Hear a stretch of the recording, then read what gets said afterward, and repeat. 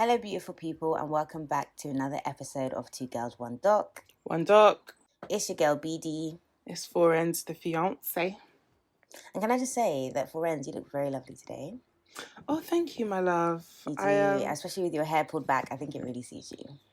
Finally. Wow.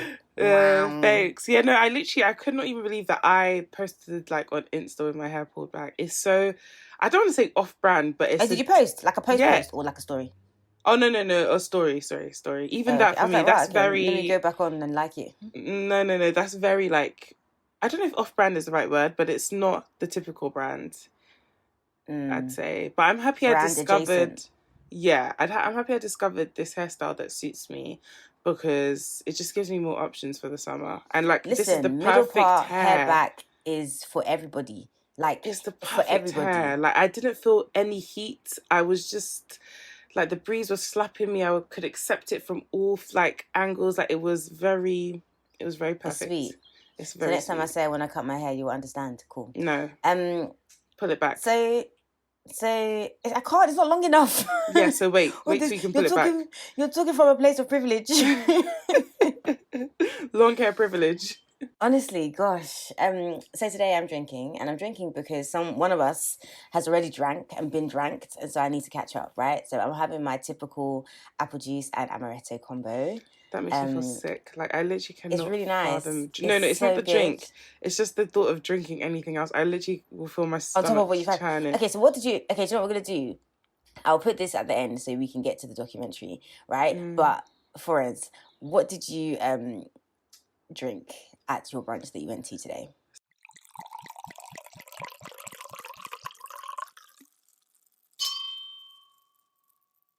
Okay, right. So this week we are talking about a YouTube documentary. I say YouTube documentary. Let me put some respect on it. It's a BBC Africa Eye documentary, which can be found on YouTube. And it's the same people who made the Sex for Grades documentary. Yeah.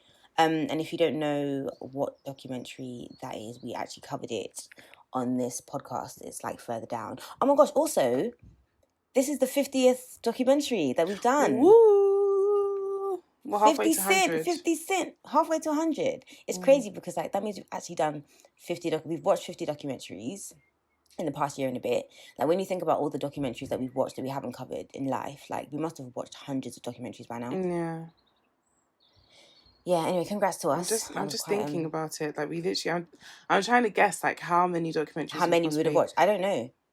I'd say maybe 300. Not one. Am I being ambitious? Not two. But thousands. That's like the drinks you had today, fam. Oh my God. Listen, my head is spinning right now. Yeah. Shame we gotta work. So, this documentary is from 2019. It opens up in eastern Uganda, near the border with Kenya, right? Shout out to the people who know geography and that. And we meet these two sisters, Esther, who's 21, who wants to leave Uganda, because they're basically in like a village in Uganda. So she wants to leave Uganda. Oh, did I even say the name of the documentary? Wow. So this documentary is called The Hidden Lives of Housegirls. Yeah. And if you are from any kind of ethnic minority, I'm pretty sure you kind of know what a house girl is, like a house help. I think it's just, isn't it just the African region? Do they have the same things in Asia? I don't know. To be honest, that's a very good point. I don't know. Let us know, guys, if you know. I know that definitely within African countries, house helps, house girls, Veronicas. Did your mom call them Veronicas? Maybe it's just my family. They call them... Where does this Veronica come from? I thought this was like a Nigerian thing. Like, my mom just goes, oh yeah, Veronica. I don't know. Maybe they had one house help called Veronica one time. They probably did, and now everyone's a Veronica. Like, I can't see anyone called Veronica and not think that they're a house help. Really? But, I've never heard that Veronica name for like a house girl. Okay, so that's Jeffo, my mum and her sister's thing. Cool. Yeah.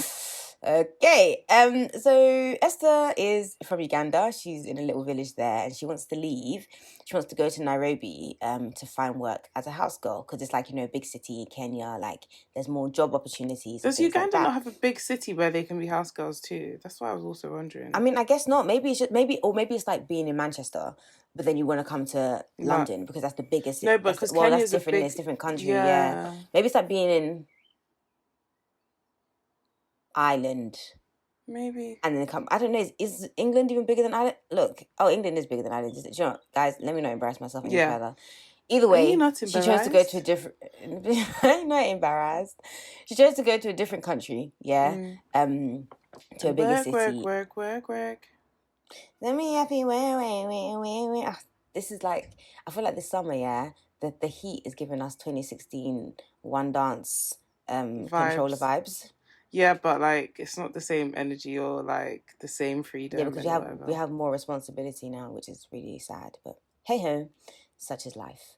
Where are we? Nairobi. Yeah, that's it. So, she's not speaking English, so I can't really play the clip. Gosh, but that was the annoying thing about. I mean, not annoying, but yeah, it was the downfall of the. Yeah, it was annoying because you couldn't play it. As in, for people who are trying to like share clips on a documentary on a podcast, it was annoying. Yeah. But obviously, when you watch the documentary, there's subtitles, so you can. Wow, the way you're deep throating that water bottle. What is going on? I miss my man.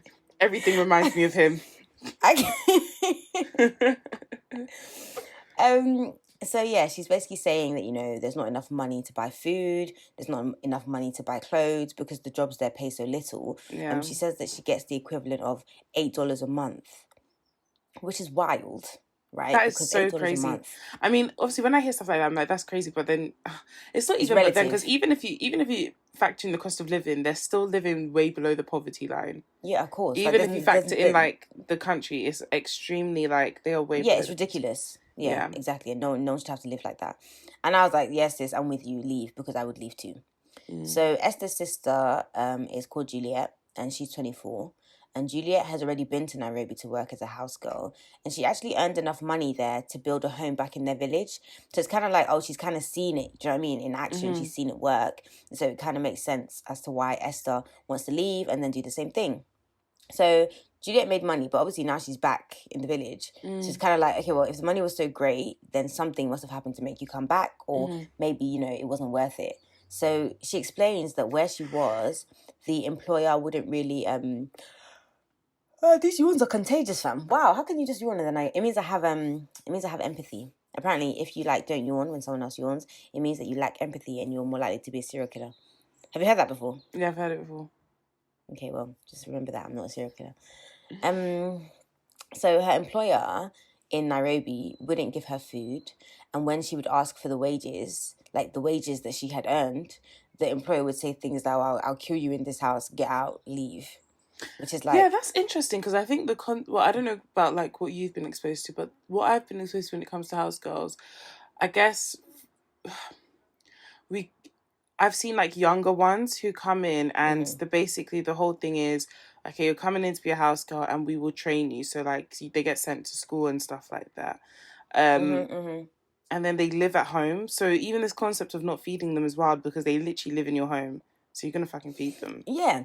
It just sounds very stupid, because it's like, even if you don't care about her, like if you want your house cleaned, how is she going to have the energy to do that if you don't feed her? It's very counterproductive. Like, can you think of yourself? If not, you just have a body in your house for no reason. Literally, for no reason, taking up space.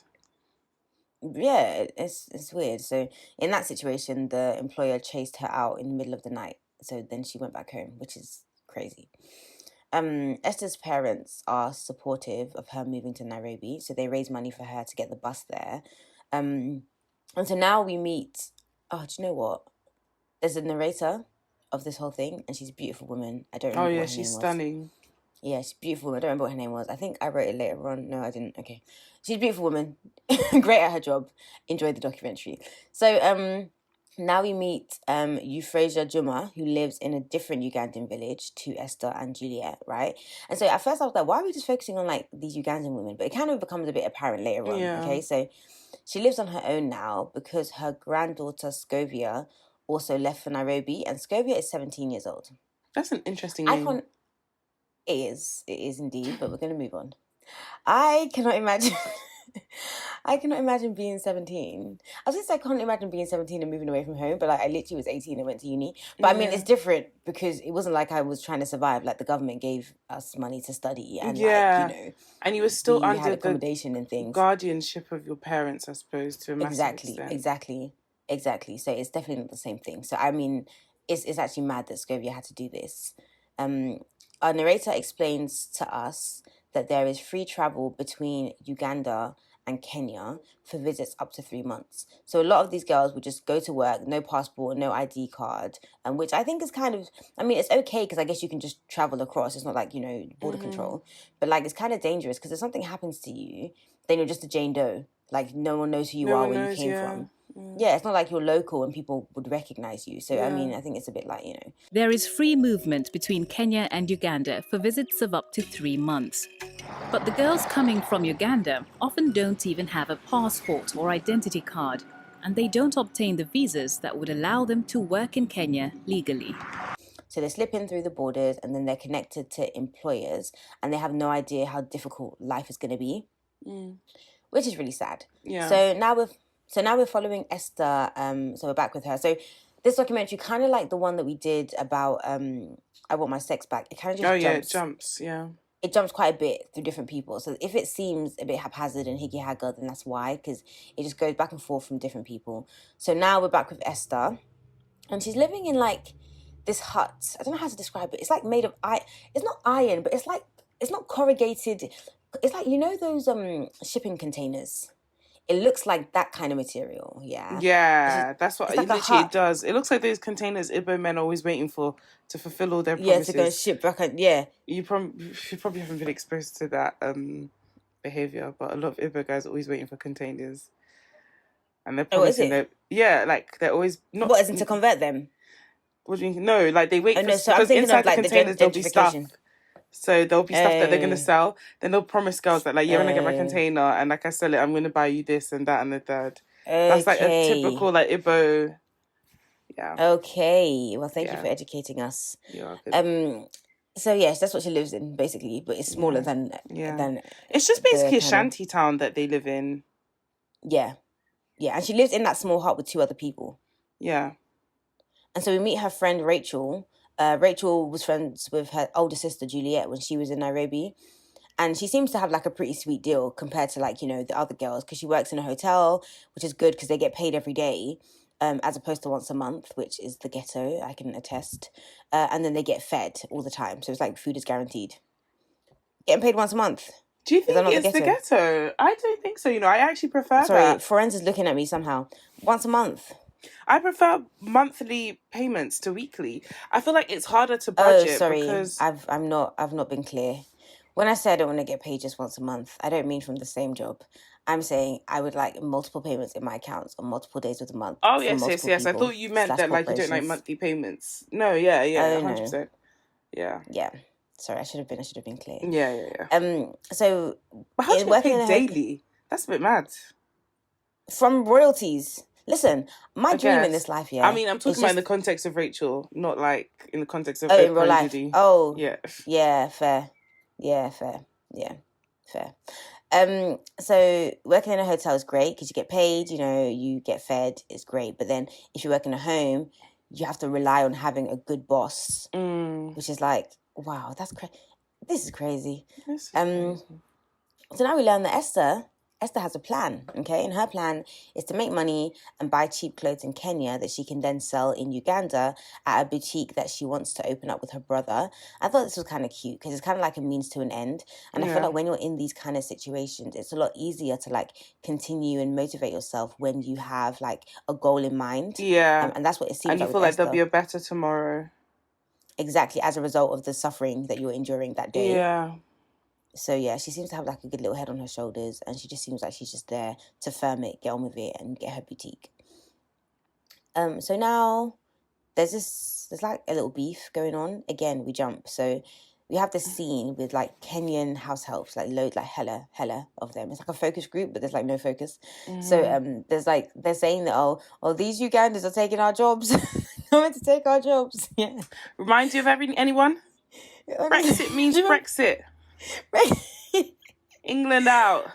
We don't want these foreigners coming in and taking our jobs.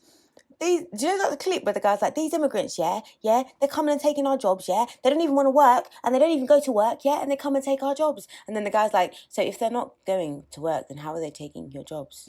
And he was like, well, they have to come and take our jobs, right? Yeah, that's what they want to do, these foreigners, these immigrants. Meanwhile, Benidorm is full of you, man.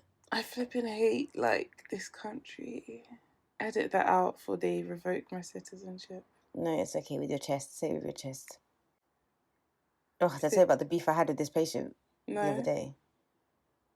He was just like, you know those men, and it's like, guys, I don't want to lead everything to race and gender, yeah, but sometimes when people look at you, yeah, that's what they see. Of course it's what they see. Do you know what I mean?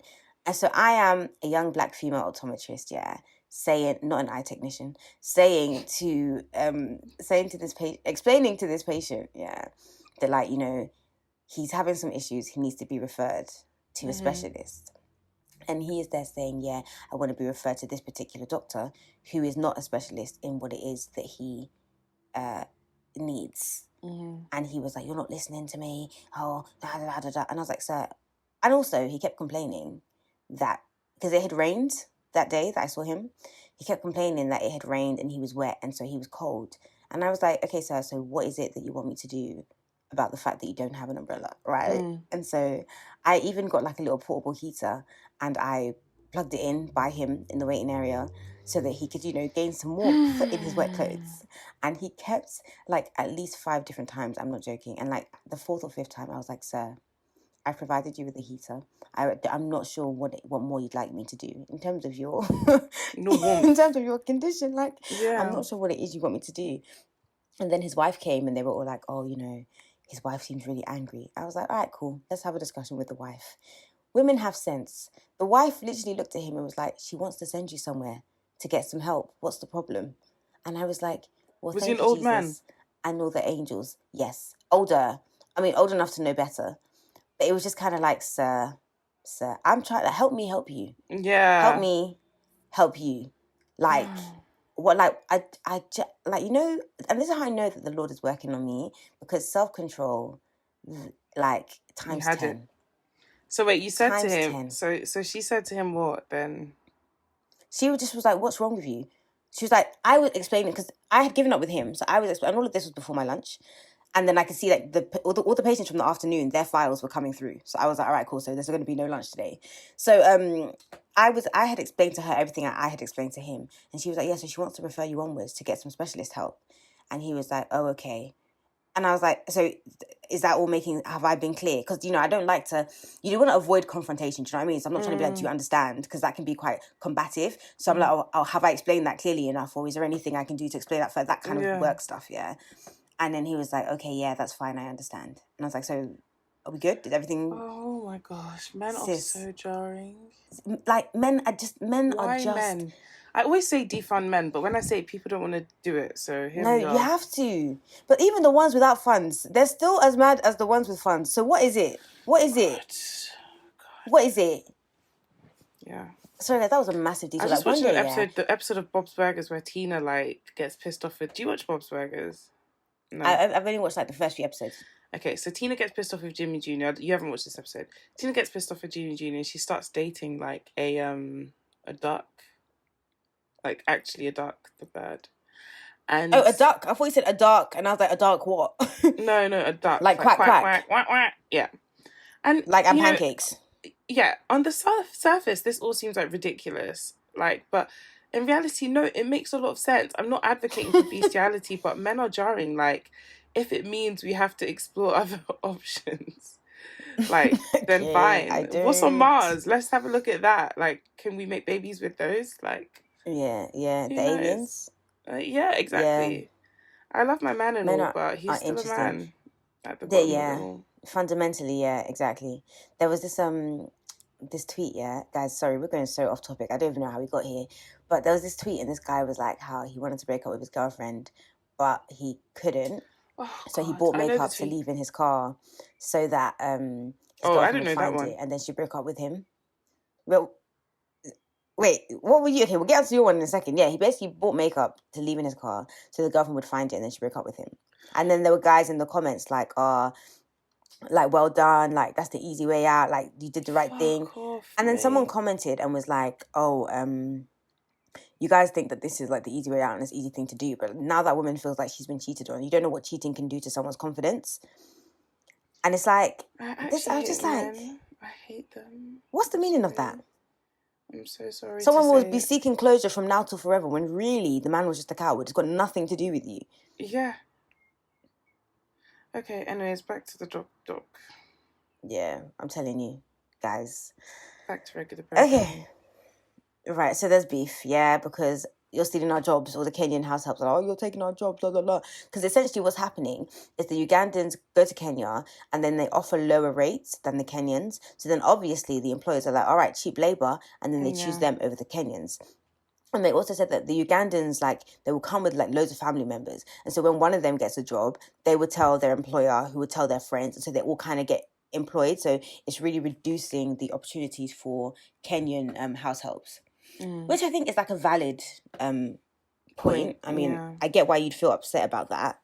But then it's like everyone's trying to eat, man. How so hard is this? The game is the game. The game is the game. Charge it to the game. So it's peak for everyone involved, and the narrator stresses... I can't speak, fam. Two sips and look at me. The narrator stresses this when she says... 83% of all domestic workers in Kenya are paid below the required minimum wage.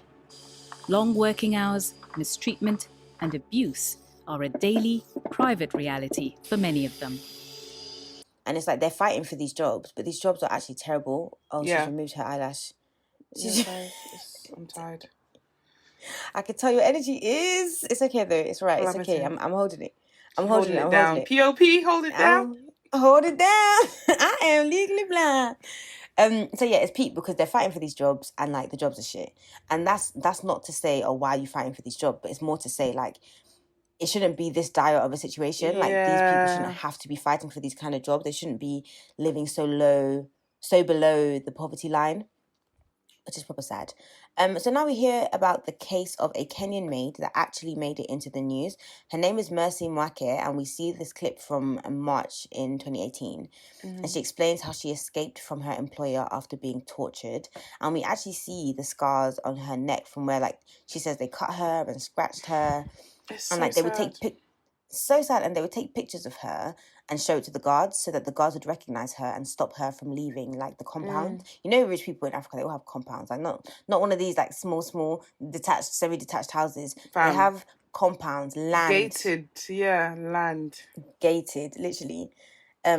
So she files a lawsuit, and so we are actually at the trial. And they're supposed to have... this was just so Africa. Like, they're supposed to have negotiated before the trial. And when the judge asked the lawyer, like, okay, will you be able to negotiate then in a month? And he's like, oh, we pray it will be possible in a month. Imagine like, what the hell? Imagine you come to a court in these United Kingdoms, yeah? And you're like, oh, yes, Your Honour. We pray. By God's grace, it will be ready. Like, what are you talking about, nigga? What are you actually talking about? So now the employers are like denying everything, and we speak to the accused. So her name is Beatrice Mithoni, and they look like normal people, right? And so you just they don't look like abusers, or even house girl having people. I guess go on. Yeah, they do look like house girls. When people have enough, even people that don't have that much money have house girls. That's what I was about to say. I realised that even like normal, just maybe lower middle class people have house girls. It's not a like opulence thing. So yeah. Opulence. Oh, I wish you watched Drag Race. Anyway, talk about Drag Race. Listen, opulence. Okay. You earn everything. Are you gonna watch it? No. Okay. Right. So yeah, Beatrice. They look normal, and the husband is doing that thing that men do where they flip it and reverse it. And he's like, hey, well, we also feel aggrieved, because so many wrong things were said in the media. So it's like, yeah, you're mad, but me too, I'm mad. Because you said things about me that may or may not be true. And even if they are true, you shouldn't have said them. That's the essence of what he's saying. That's the essence, literally. And the judge is this beautiful woman. And this, obviously she's black because it's in Kenya. Yeah. But she's this beautiful black woman. And I'm just like, oh, sis, I love to see it. I love it. Yes, literally. Ba-da-ba-ba-ba. So it's crazy in this situation that this case even made it to court, because usually like it wouldn't. I don't think I've ever heard of... I mean, to be honest, why would I have? It's not like I'm really keeping up to date with African news. But the only reason that Mercy Marquez's case made it to court is because of a charity that helped her, which is nice. We meet a talking head called Edith Murogo, who makes a really good point, and she says, I see domestic workers as a unique group of workers. They're not just every other worker because of the conditions under which they work. They are confined. Many of them do not even have the permission to leave the employer's household. So they work in slavery-like conditions. And I think this is a really good point, because it's like, technically you're not slaves. And I think, to be honest, I think this kind of stuff does happen here as well, because you know when you start a new job and stuff and you have to do training and they do the whole modern day slavery thing, and it literally is like similar vibes. Like you bring someone here to work in your house, they're not paid, they don't have any rights, do you know what I mean? Maybe they're not getting fed, or they're not in good conditions and things. That's the same thing. Like, what's the difference? And that happens here. Yeah. I mean, I guess here there are more regulations, and eventually you will get paid, whereas the slavery just is never ending. Yeah, but they might not get paid though. That's the thing here with when people bring. It's like me bringing a house help from Nigeria to come and live in those with me. cases, some of them are still. It happens here, it does. It's just that with here, it's more difficult to bring someone in from like a different country to do that kind of work, to stay. because you have to have like the visa and all of this and that. But yeah, it definitely does happen here. People still do it. They'll find you. Yeah, that's true. So yeah, Edith is basically saying that there should be policies in place to protect domestic workers, which I agree with. Yeah, but like that is probably the last thing on lawmakers' minds when they themselves probably have house girls they're underpaying and getting pregnant. Exactly. Whew. Chile, that part.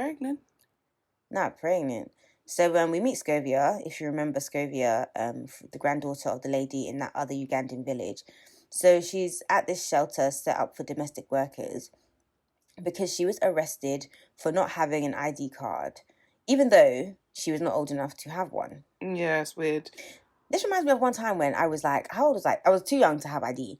And I don't remember where I was or what I was trying to do, but somewhere asked me for ID and I was like, I don't have ID. And they're like, well, you need ID. And I was like, okay, but I don't have, like, what do you want me to have? But were you doing what you meant it to? Yeah, it wasn't wrong. No, it wasn't like an illegal. It's not like I was trying to buy alcohol. I think it was something like, I think it was something to do with like my Oyster card. It was my Oyster card. So yeah, okay, so it's like an Oyster card, and then I was trying to get on the bus, and I think I had lost my Oyster card or something, and it was free travel, so you get on the bus for free. And he was like, okay, well, you can't get on the bus because you don't have your Oyster card. And I was like, I am in my school uniform going to school, like I qualified for Oyster when they card. would do that. Yeah, and he was like, okay, well, you don't. Well, then I need to see ID. And I was like, I don't have ID. I'm a child. I'm trying to go to school. So what did he? In the end, what was the resolution?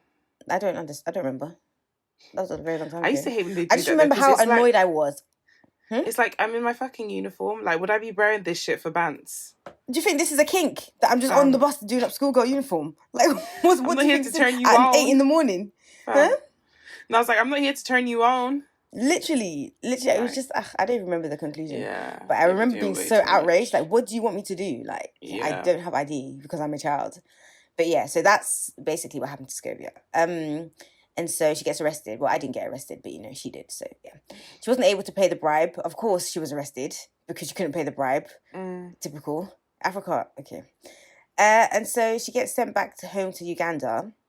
But the shelter that kind of like, not rescued her, but like supported her, pays for her school fees so she can go back to school. For one time, though, it's kind of sad. Yeah, it's true. They were saying it, and like, then I was you like, give her a taste of it, and then what? And then she can't get it back. Yeah, it's really sad because and I think this is the thing with charities. It's like it should be more focused on how do we sustain this nation or this person or whatever, rather than like charity, because then it's like, okay, but then where's the longevity in that? It's like the whole like, oh, give a man a fish and you'll feed him for a day, but teach a man to fish and you'll feed him forever. It's that kind of thing. Because like you said, one term, cool, will she even do exams? Like, and if she doesn't matter if she passes because she's not coming back anyway, But we see her reunite with her grandma, and it's really cute. And their story's really cute. I actually cried. Scovia, did you? Oh, Scovia's parents both died when she was a child. Yeah. And so she grew up with her grandma in their village, and they show us where her parents have been buried and stuff. And it's so sad, and her grandma is just there, like, just old and cute, and she just wants the best for her. She's just so happy, yeah. Yeah. And she wishes she could do more and all of that, yeah. Exactly. And it's like, this is not WhatsApp generation. Like, it's not like they could just WhatsApp each other, hey, babes, I'm on the bus, or I got there I'm safely. chilling. Yeah, so you're just hoping and praying that we're going to be reunited someday, like, Yeah. after experiencing so much loss already. But yeah, it was really cute. It was a really cute moment. I think it's actually one of the highlights of this documentary, in my humble opinion.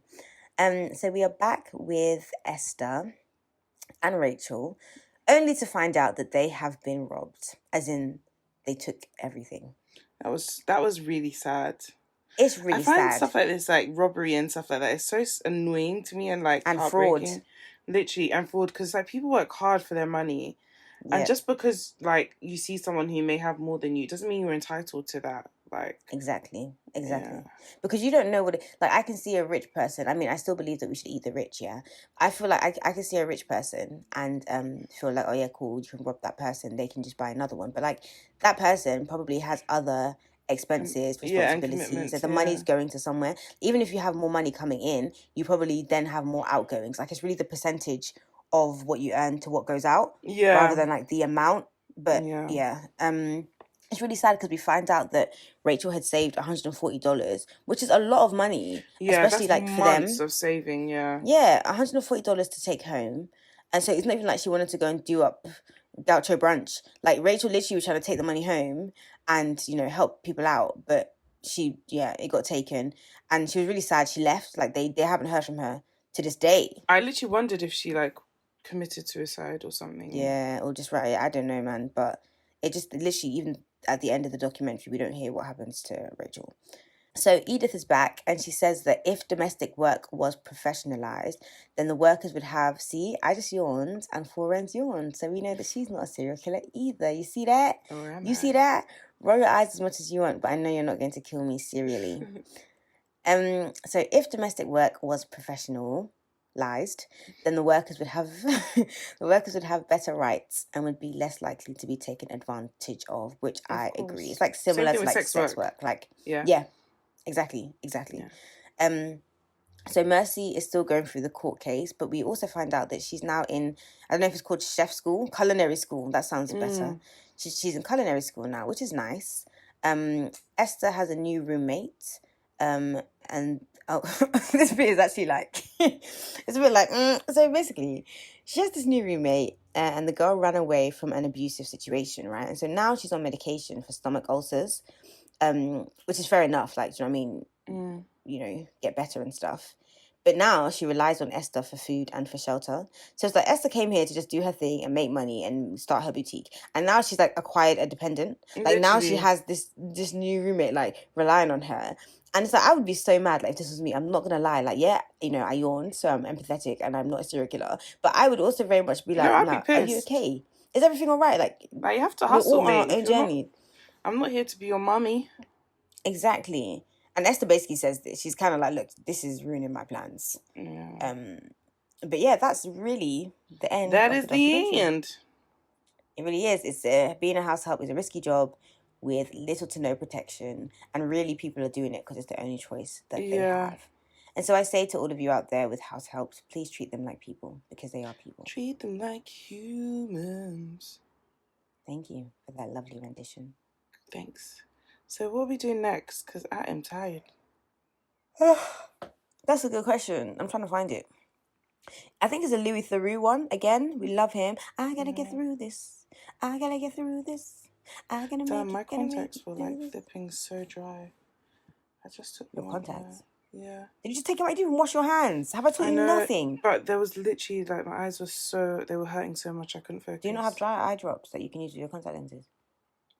These are the trial ones. I'm picking up the real ones tomorrow. Yeah, it's a Louis Theroux documentary. My WhatsApp's not loading. I think it's about mothers. Yeah. Is it? Yeah. Is it? Yeah, okay. Well, either way, I'm going to play the trailer. Yeah, you guys will hear the trailer.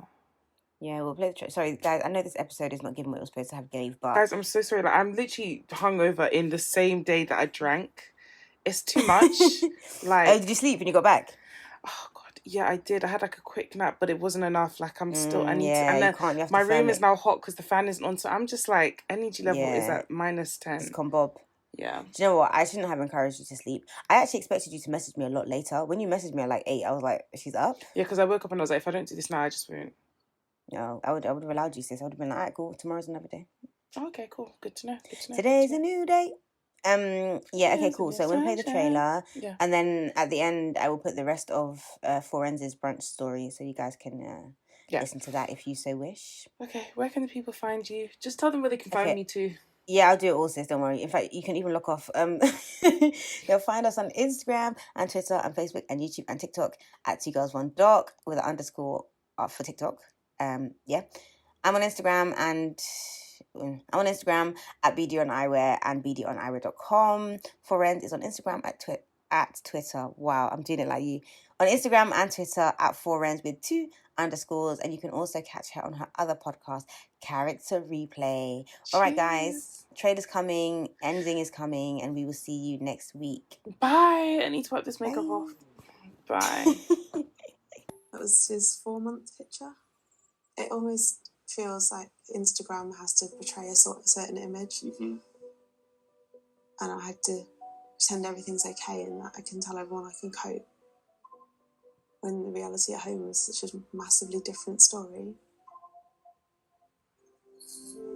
For all its joys, new motherhood can be a time of extreme psychiatric difficulty. Sometimes it just feels so horribly overwhelming. I was spending time with women dealing with mental illness brought on by having babies. Hi, Jess. How are you? I think what I'm expecting is a rush of love. I do want to feel something for him, and I do want that rush of love, and I want that overwhelming urge to protect him, so that I then can say that I will do anything for him, like most people would say they do anything for their kids. When people say they don't feel anything for their baby, it is absolutely real, because these things are on a spectrum, aren't they?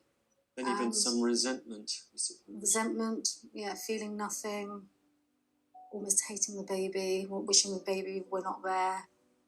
It's because people hide what they're really feeling. It's meant to be a happy time, isn't it? The business of having a baby is supposed to be a really happy time. So because of that, people put on all sorts of masks to hide what's really going on. I don't want to sound naive. I would never have known you were unwell. No. Are you just good at hiding it, or...? Yeah, very good at hiding it. I think that's what, like with postnatal depression, you could stand next to someone in the supermarket queue and you would never know that they might go home and just completely fall apart. Forens, what did you drink at your brunch that you went to today? So I had... So it was a bottomless brunch at Gaucho. So if you guys haven't been, I highly recommend. I would also recommend. It's worth every single penny. And also, if you live in Manchester, Leeds, anywhere that's not London, it's a lot cheaper. But if you live in London, obviously you pay the L. How much is it there? So the premium one I'm guessing you got the premium one, innit? Because you got the Porn Star Martinis, yeah. So the premium one up there is, I think, £55. Or £55.50 or something, and then the normal one is like £45. Whereas in London, the normal one is like 50 something, and then the other one is like 62 or something. Yeah, 62. But then obviously you by the time they add service charge, it comes up to like £70 each. Yeah, when I went, it was 70. When I just told my head that £100 is leaving my account today, and I was just like, let me just enjoy my life. But I didn't regret a thing. Yeah, that's how I felt. I have it booked in a couple of weeks, and I cannot wait. Yeah, I'm definitely going to be going again. It was flipping amazing. So I just did. Okay, what cocktails did you have? So I just did Porn Star, and I had the Argentinian fizzy, like sparkling wine. So it's made to be like Prosecco adjacent. Yeah, it was just like Prosecco. Okay, fair. Yeah, so I had that, and then I had Porn Star. And to be honest, like the Porn Star was like, it was good, and it was like decent, like it was how it's meant to be. Yeah. But that wasn't what was getting me drunk. So I had 2 Porn Stars, and then I had one Argentinian, then I had another Argentinian. Then I was like, oh, I feel this. And then I was like, but then sometimes it's delayed, especially when you keep... Yeah. And did they have the rule where they're like, you can't get another drink until you finish the one on your table? Yes, so I was down in it. Yeah, we were knocking them back. Yeah, so literally, whenever it was like they went to go and get the next plate, I had back the drink. Literally, I was downing it. And you know, okay, so this is also just... I don't want you to comment. I was very late. And also you have that 90-minute thing. So I sat down with like, I think it was 45 minutes in my booking. And I was like, Oh, shit. 40 minutes of drinking gone. I literally was like, I need to get an hour and a half's worth of drinking into this time. And I did it. By the time I left, I was like, okay, in my heart, I knew that even if I had been there for the full hour and a half, and we had a really good waiter, he gave us extra time. I was going to ask about that. He basically... nice. Okay. Did they bring things with haste? He brought it with haste. Even there was one time where there was a massive gap between like two of the food orders we had. So he gave us extra drink and food, even though our time was up. So actually, to be fair, I actually was there for an hour and a half.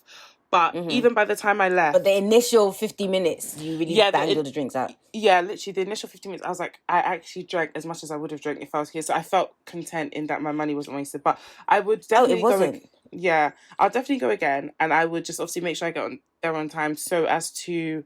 You can pace yourself. Yeah, and also to relax. Like, I kept looking over my shoulder to be like, is someone going to come and usher us out? Because it was actually packed. Do you know, we went it was just when they had